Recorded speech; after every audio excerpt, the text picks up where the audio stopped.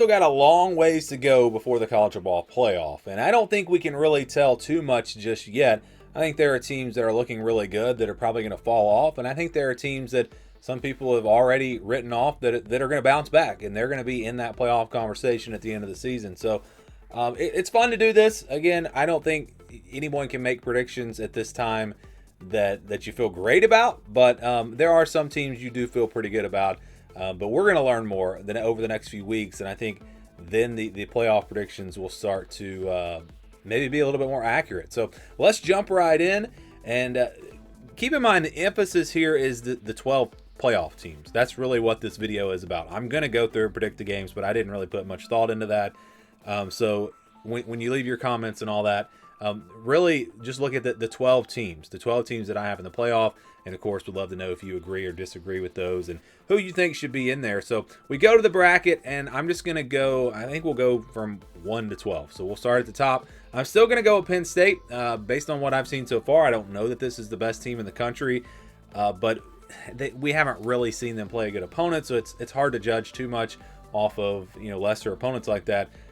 But like I said, this is the team that I had as the number one team overall in the preseason. And there hasn't been a team that's done enough at this point because you just haven't had time to do anything. But no team has done enough to where I feel like they are a new team that I could definitely put at number one and definitely put winning the national championship. So for now, I've got Penn State here at number one. I still think they probably lose to Ohio State in the regular season and then maybe win a rematch in the Big Ten championship. But that could definitely change over the next few weeks, again, once we see a little bit more out of these teams. My number two team's LSU. And this is another one. Like, they didn't look great last week. Clemson hasn't looked great, so I really don't know about LSU. But for now, I'm just going to stay consistent with my picks unless I just feel really strongly about another team. So LSU right now, I'm going to put them as the SEC champs. Ohio State is the number 3 seed. Maybe they go 12-0, or maybe they go 11-1, lose that game to Penn State in the Big Ten championship. But I think they're going to be right there. It was pretty much, if Ohio State beat Texas, Ohio State's going to make the college football playoff. I feel like that was almost, they're almost a lock now. When you look at the rest of their schedule, I mean, who's going to beat them? They're at least going to go 10-2. So yeah, I think the Buckeyes are pretty safely in. At number 4, I'm going to go Miami. Looks like the best team in the ACC right now. Again, a lot of questions about Clemson.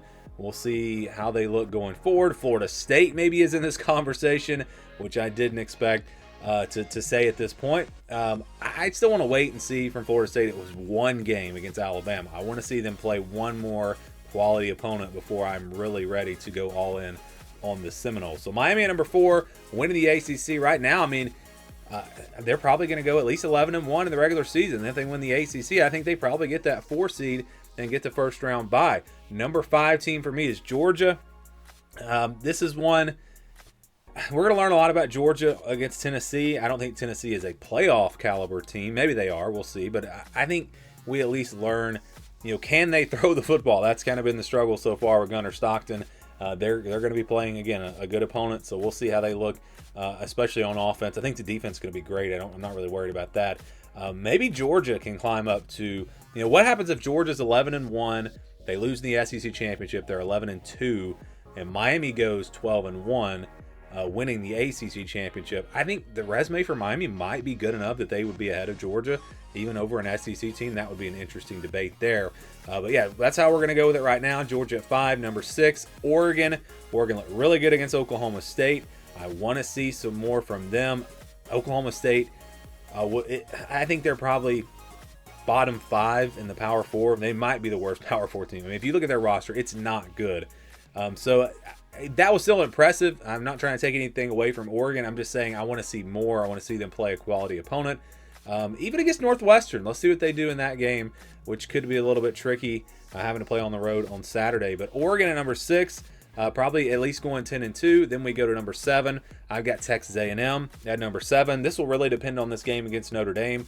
If they lose that, I'm probably going to drop them out or at least down from a 10-2 record to a 9-3 record. But for right now, I still think they probably go 10-2. And then at number 8, we've got Oklahoma. Looked really good against Michigan. The schedule's tough, and that's why I think I think it's a risky pick to put Oklahoma in the playoff, even going back to the preseason, I said this was going to be a really good team. I had them, I believe, at 9-3. I still have them at 9-3, But I think that's going to be enough to get them in, just based off of what's happening around the rest of college football. I think Oklahoma gets in at 9-3. I think we'll actually see several 9-3 teams, or a couple 9-3 teams in. I think Texas is another one. I think Texas could go 9-3. But if their losses come to, let's say, they've already lost to Ohio State, and let's say they lose to Georgia and they lose to Oklahoma, and they're 9-3, or they lose to Texas A&M and they beat Oklahoma. Either way, a 9-3 Texas team with all 3 losses coming in to playoff teams, I think Texas would probably get in at 9-3. And this is not something I was saying last week, but the more I think about it, yeah, I think they could get in. Would they have enough wins? Again, they would have to have a win over Oklahoma or Texas A&M in that scenario, so you're going to have at least one win against a playoff team. And then it's just the brand of Texas. So I think the committee probably does put them in. I've got them at number 9. Again, going 9-3. I've got Notre Dame at 10-2. That's if they lose to Texas A&M. If they beat Texas A&M, then you put them all the way up at what, maybe 6? I think that's a real possibility. And then Texas A&M drops down and maybe even out. So this is a huge game on Saturday. I do think the winner of Notre Dame and Texas A&M is in the college football playoff. I think the loser, we'll have to wait and see. I've got both teams in, so obviously I've got the loser in. But if that's Texas A&M losing, I think it's going to be tougher because Notre Dame has a pretty favorable schedule the rest of the way. If they can get past Texas A&M, or let's say they lose to Texas A&M, they can still get to 10-2, and I think they're probably in at 10-2, even without a great resume. Number 11, we got Arizona State. I know this is, people are going to, they just lost to Mississippi State. I get it, but that's not a conference game. And if they win the Big 12, they're going to be in the college football playoff. And right now, I still think they might win it. I don't know. I haven't seen enough from these other teams of the Big 12. Baylor's coming off a big win over SMU. Iowa State's looked solid. But a lot of these teams haven't played great opponents. You know, how good is Texas Tech? We knew coming into the season they would have a really talented roster. So there's just nothing that make me, like I said earlier, I'm not going to change my mind on these predictions unless there's something pretty significant. And Arizona State losing Mississippi State is not as significant as you might think because it's, again, not a conference game. It's tough to play in that stadium with those cowbells. It is. And you saw the fight from them, and they came back. So I saw something in this Arizona State team. I know they blew it at the end, but I still think this team might win the Big 12. And I just don't, I don't have another team that I'm like, oh, yeah, that's the team. So it's really like a toss-up. So I'm just going to stick with the team that I've had. And then at number 12, I think we got to switch to South Florida. It looks like at this point, probably South Florida, Tulane in the American Championship, and the winner goes to the college football playoff.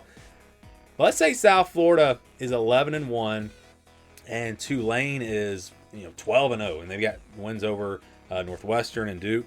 And then let's say South Florida wins the conference championship, but Tulane was undefeated in the regular season. Could we see both of these teams get in? And there's other scenarios that could make it a potential. So that would be really interesting if we did have a conversation with 2 American teams at the end of the season. And if South Florida could somehow upset Miami, then you're starting to really look at this as a possibility. But if they don't beat Miami, I think it's probably going to be tough. All right, so let's quickly go through these games. Again, I didn't really put much thought into these predictions. We'll go with Oklahoma over Texas. I do not think South Florida would beat Georgia. That defense for Georgia, just too much. Texas A&M, Notre Dame, home field advantage might be the difference here. We'll go with the Aggies. Oregon, Arizona State, I like Oregon in that one. So all the home teams winning, and I'm pretty much going chalk here. We're going Penn State over Oklahoma. Again, the team that I've all along have thought was the best team in the country. I'm sticking with that for now. I definitely don't feel as confident as I did in the preseason, but for now we'll stick with that. Georgia versus Miami. Carson Beck going up against his old team. That could be interesting. I'm going to go Miami to win that one. They are better in the trenches, and I think they could actually match up with a team like Georgia. LSU, Texas A&M, flip a coin. This should be a great game. I think LSU is going to take it, though, in New Orleans. Then you've got Oregon versus Ohio State. That should be a great game as well. I really don't know enough about these teams to make a prediction here that I feel good about. But we'll go with Ohio State. I think they're probably a little bit better overall, but that's almost like a toss-up there. Penn State, Miami, again, I'm going to stick with Penn State.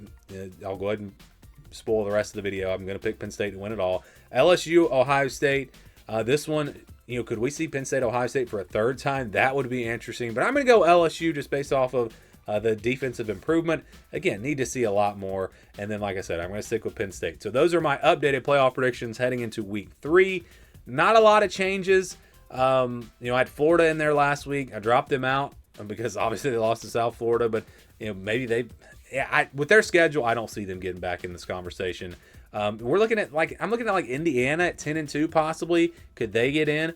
What if it's Indiana 10-2 versus one of these 9-3 teams out of the SEC? There could definitely be some debates, but it is looking more and more like we are going to see at least one 9-3 team get in this season, and I mean get in as an at-large. So again, those are my updated playoff predictions. Give me your thoughts and your predictions down in the comments below.